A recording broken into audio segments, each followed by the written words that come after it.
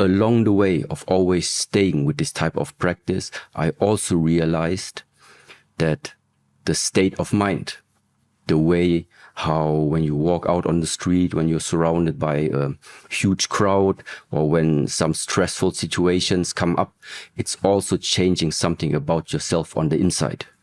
So, and this was the point where I also realized, let's say, that the way how I, let's say, perceived the things around me was thanks to all the physical practices that I did before.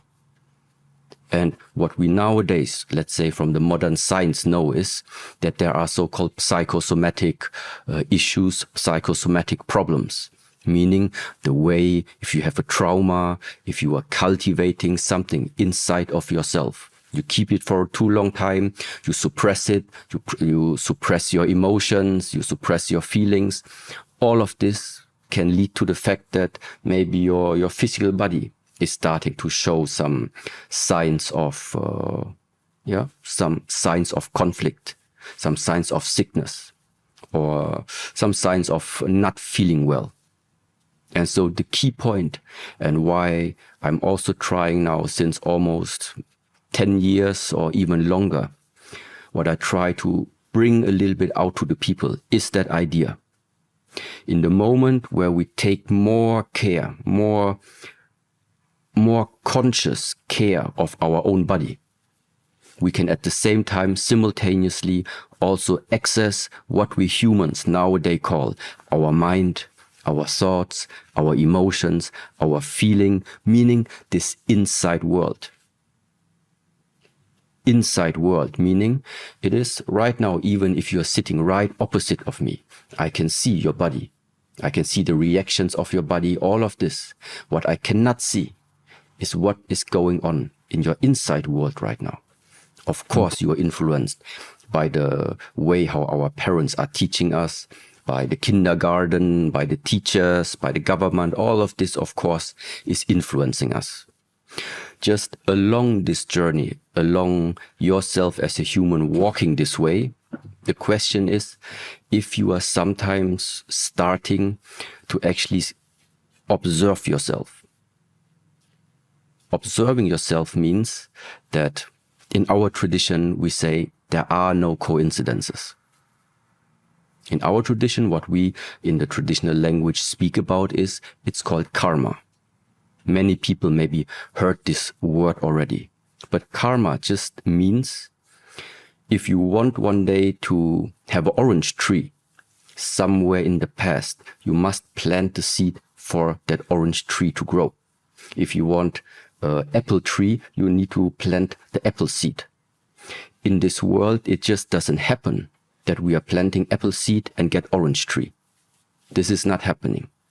So that also means now in regards to us humans, if right now, 2023, I'm unhappy with many circumstances in my life, with my body, with my habits that I have, it's not coming from nowhere. It's not coming from coincidence.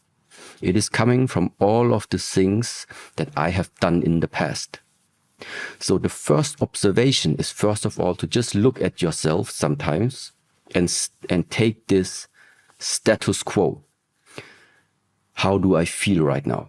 Where do you see like your areas where you could still improve yourself? And then try to relate this to everything that happened in the past, to your behavior in the past, to your thinking patterns in the past. And just based on this type of observing yourself, taking a moment and watch yourself. What are you talking? What are you thinking? What are you saying? How are you behaving? Just based on that.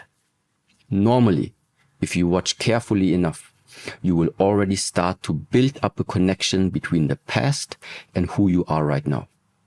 So you start to actually realize that you are exactly where you have to be right now. It couldn't have been different regarding the past that you have. It couldn't be any different. The good news right now is the future is not here yet. But what is the logical consequence, let's say it like this? The past brought you to the present.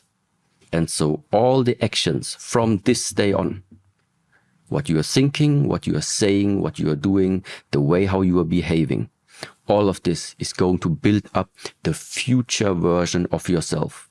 So who you are going to be in 2024, 25 is all dependent on what from today on you're going to do.